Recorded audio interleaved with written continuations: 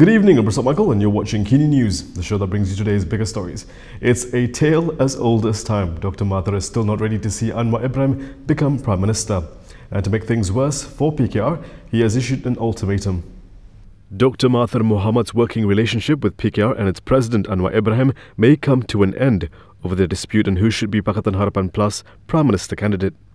In an exclusive interview with Sinchu Daily, Mahathir said he would stop collaborating with Anwar if the issue cannot be resolved, and is even ready to explore other means to become Prime Minister for a third time. However, he only seems to have an issue with PKR and Anwar Ibrahim, as Mahathir said he would continue to work with DAP and Amanah since the two parties supported him for the post. When contacted for clarification, Mahathir's aide said the comments were more of an ultimatum should Anwar and PKR continue to remain adamant.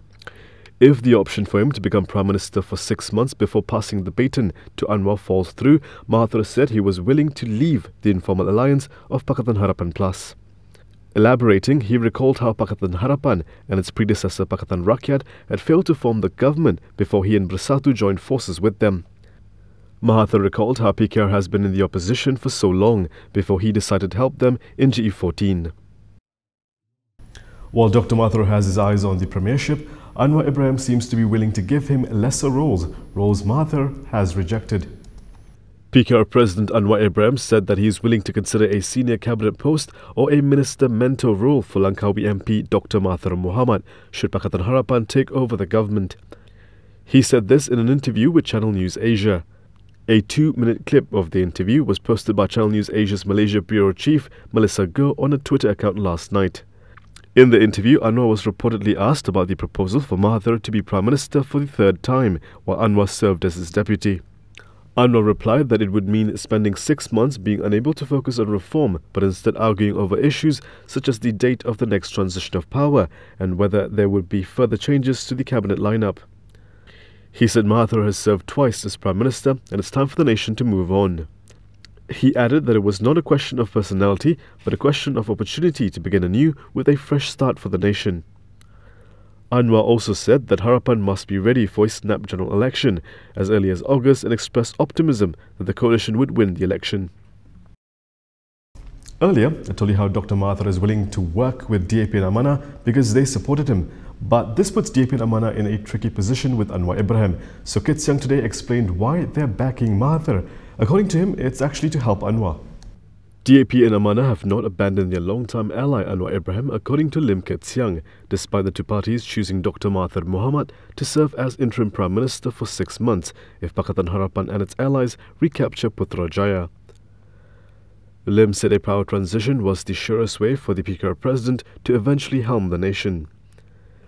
DAP and Amanah's position stems from concerns that Harapan alone, led by Anwar, wouldn't be able to muster support from East Malaysian parliamentarians to secure a majority over Perikatan Nasional.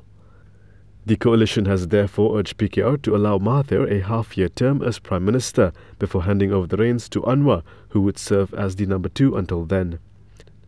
Mahathir's supporters have contended that the 95-year-old politician is more likely to win over MPs from Sabah and Sarawak. However, PKR has rejected the option, insisting on Anwar as its sole Prime Minister candidate. In his statement, Kit Siang recalled how Harapan's GE14 victory was made possible after Anwar and Mahathir set aside their bitter rivalry and formed a united front against BN. Former Deputy Minister Hannah Yeoh was questioned by cops today for a post she says she didn't make. Segambut MP Hannah Yeoh spent close to an hour at the Bukit Aman Federal Police Headquarters today, having her statement recorded over a fake Facebook post purportedly made by her. Previously, the former Deputy Minister clarified that the viral post was a fake statement which she did not make. It's the same thing she told reporters today after being questioned by police. Saya telah memaklumkan kepada polis sekali lagi bahawa kenyataan yang mereka siasat itu merupakan satu kenyataan palsu yang saya tidak pernah cakap, dan saya telah pun menjelaskan melalui social media saya iaitu Facebook dan Twitter pada 11 hari bulan Mac. Itu adalah fitnah, kenyataan palsu yang telah dibuat oleh pihak yang tidak bertanggungjawab. Dan saya telah memberikan kerjasama kepada polis tadi. Saya telah memberikan username dan password social media saya, Twitter dan Facebook kepada pihak polis, dan untuk isu kerjasama memang tak adalah. Saya telah berikan kerjasama 100% kepada polis. On March 11th, Yeo had posted, quote, "Cyber troopers working overtime nowadays. This is a fake statement. Please stop the slander," in regard with the fake post. At the time, Bukit Aman Criminal Investigation Department Director Mahathir Mohamad said Yeo was being probed under Section 4.1 of the Sedition Act, Section 505C of the Penal Code and Section 233 of the Communications and Multimedia Act. The fake statement contained offensive content over Islam and child marriage. Yeo today was accompanied by her two lawyers, Gobind Singh Dio and Shahridsan Johan. Mereka telah pun mengambil handphone YB Henayu buat tujuan bantuan siasatan dan kita tidak ada masalah, kita telah serahkan supaya mereka dapat melaksanakan apa yang perlu dengan handphone tersebut untuk siasatan. Gobind also told reporters that the police were very professional in their investigation. Jadi kita ingin mengucapkan terima kasih kepada pihak polis di mana kita lihat statement yang dirakamkan itu dirakamkan dengan profesional. Dan pihak polis memang telah pun menyatakan sekiranya perlu untuk bantuan lagi mereka akan hubungi kita. Tapi setakat sekarang di mana kita sebut tadi dan juga kita sebut sebelum daripada ini, kita sedia untuk memberi kerjasama kepada pihak polis kerana setakat mana yang pendirian kita tidak ada apa-apa kesalahan yang dilaksanakan, tapi itu adalah perkara yang harus disiasat oleh pihak polis. Jadi kita memang memegang kepada pendirian kita bahawa kita akan memberi kerjasama yang penuh. Yeo is also being probed over a genuine tweet dated March 9th, inquiring about the fate of the National Strategic Plan to address the causes of underage marriage under her successor, Siti Zaila Muhammad Yusuf. The police also confirmed this probe, saying that Yeo would be investigated under Section 505C and Section 233. Yeo had said she is willing to cooperate with the police on this matter as well. And here's an update on the country's latest COVID-19 situation. Malaysia today reported 3 new COVID-19 cases, all of which were from existing clusters. Health Ministry Director General Dr. Noresham Abdullah in a statement said the 3 new cases consisted of 2 non-citizens and 1 citizen. There were no imported cases today. The first cases involved a non-citizen from the Pedas cluster linked to a chicken factory in Negeri Sembilan. It is the 3rd largest cluster after the Sri Petaling gathering and the Bukit Jalil Immigration Detention Depot clusters. The 2 other cases are linked to a 96-year-old woman who was found dead at a home in Sabah and was later tested positive for COVID-19. She was the 120th COVID-19 death referred to as the Meninggal di Rumah or MDR cluster. Dr. Hisham also said that up to today, 3 patients are being treated in the intensive care unit with none requiring respiratory assistance. Coming up next, our southern neighbour is paving the way for its next general election.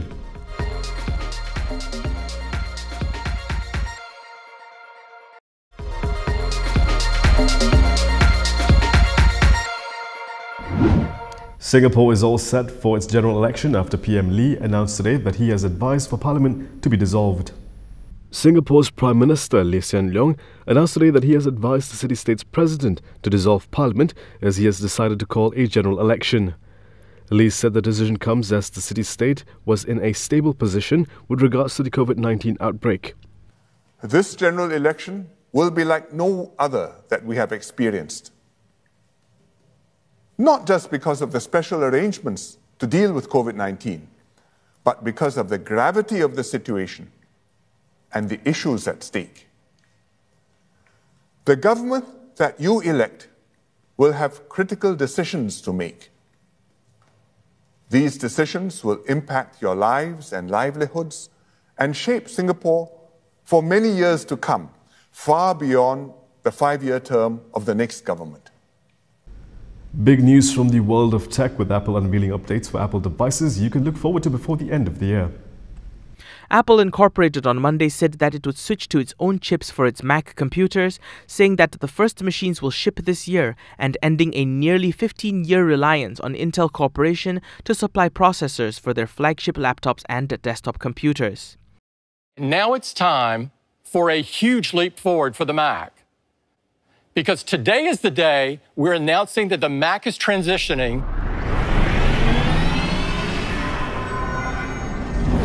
to our own Apple Silicon. Apple Chief Executive Tim Cook said that it marked the beginning of a new era for a product line that powered the company's rise in the 1980s and its resurgence in the late 1990s. Cook said, quote, "Silicon is at the heart of our hardware," during a virtual keynote address recorded at the company's Cupertino, California headquarters for its annual developer conference. The Silicon switch brings the Mac into line with the company's iPhone and iPads, which already use Apple-designed chips. Cook said that Apple expects the Mac transition to take about 2 years and that Apple still has some Intel-based computers in its pipeline that it will support for, quote, many years. But the move will give software developers for Apple's largest pool of third-party apps, those built for iPhones and iPads, new access to laptops and desktops for the first time.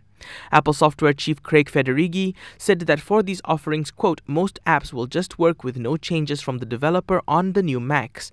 He also said that, quote, "the vast majority of the existing apps for Intel-based machines can be modified to work in, quote, just a few days." However, analysts said that Intel will likely continue to supply Apple with data center chips that power services such as iCloud. In a statement, Intel said Apple remained a customer, quote, "across several areas of business," and that it was still focused on the PC market. Meanwhile, the company also revealed that it will be adding widgets to iOS 14 in its latest update to the operating system used in the iPhone. iOS 14 widgets will be made available through what's called a widget gallery, similar to what's available on Android. Users will be able to choose from 3 sizes depending on how prominent they'd want a widget to be. The new software will also make it easier to organize applications. South Korea says it's battling a second wave of the COVID-19 outbreak. Health authorities in South Korea said for the first time on Monday it is in the midst of a second wave of the coronavirus infections around Seoul, which was driven by small outbreaks that came during the holiday period in May. Authorities had previously said the first wave had never really ended. Now they say the holiday seems to have changed that. Our forecast that virus infections would decline in summer turned out to be wrong. As long as people are having close contact with others, we believe that infections will continue. At the end of February, South Korea reported a peak of more than 900 cases in a day in the first large outbreak of the coronavirus outside of China. An intensive tracking and testing campaign reduced the numbers to single digits by late April. But as the country announced it would be easing social distancing guidelines in early May, new cases spiked, driven in part by infections among young people who visited nightclubs, bars in Seoul over the holiday weekend. As of midnight Sunday, South Korea reported 17 new cases. It marks the first time in nearly a month that daily cases had dropped below 20. And that is all from me today. For more stories, you can go to KiniTV.com. You can also follow us on Instagram, Twitter, YouTube and Facebook for the latest news updates. I'll be back with more tomorrow, same time, same place. I'm Prasad Michael. Thank you for watching.